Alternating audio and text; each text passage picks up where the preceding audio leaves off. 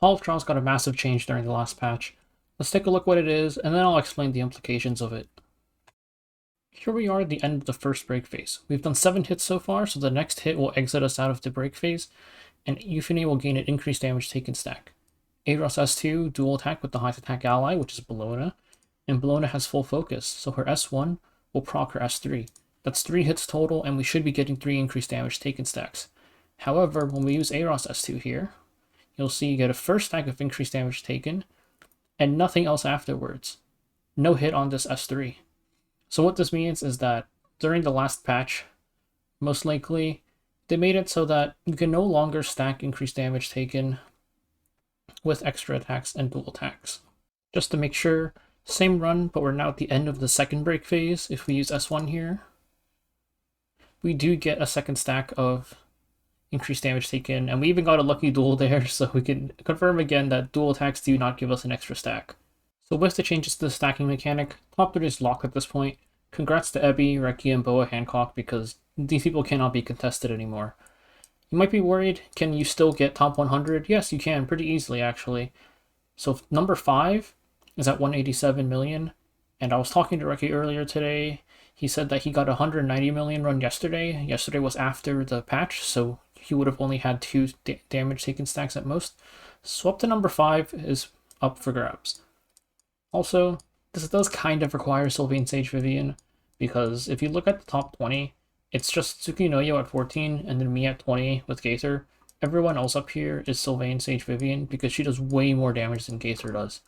However, if you go all the way down to the bottom of the cutoff, the current cutoff is 111 million or so, if we slowly make our way down there.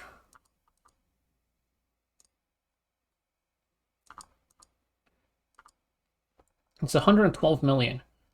If we check last week for a comparison, I do think that this week will be a little bit more competitive than last week, just because not having to use Spirit's Breath Alots makes it much, much easier for people to do. So I would expect the lower end, or maybe not the lower end, but at least more people to be pushing top 100 just because it's more accessible. If we look at last week, the bottom of top 100 was 134 million, so there's definitely still a ton of spots up for grabs in the top 100. Overall, I think that this is a healthy change for Hall of Trials long run, because fishing for dual attacks, or like looking for the perfect setups ending break phase, was kind of annoying. Mainly the 3% dual attack runs I thought were really bad. Consistent setups, like having enough focus for Adent S2, were fine, but fishing for 3% dual attacks was super bad.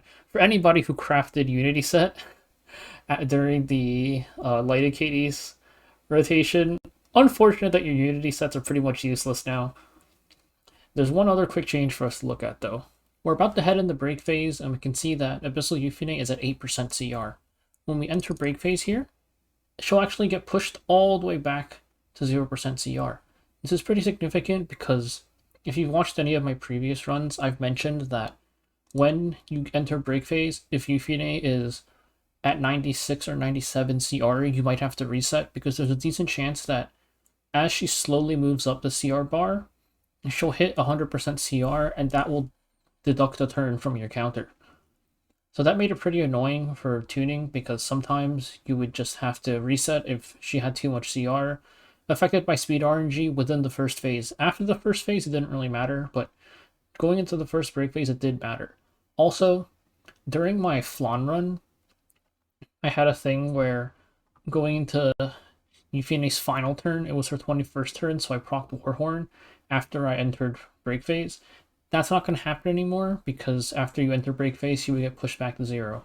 Overall, I think this is a positive change. The benefits far outweigh the negatives.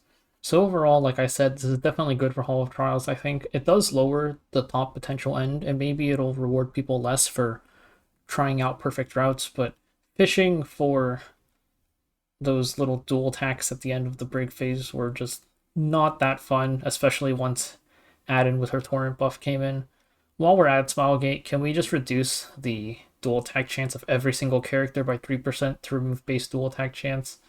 Just because that's a very bad source of RNG too, that made it very annoying for setups.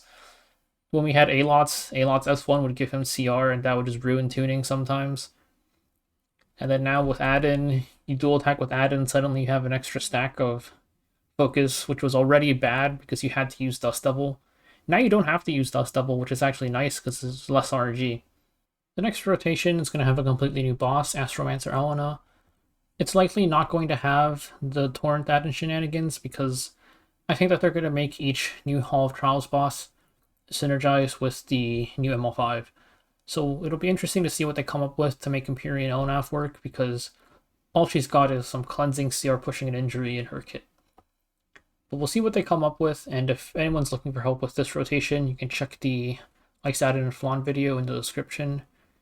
Good luck to anybody pushing, and I'll see you guys in a few days.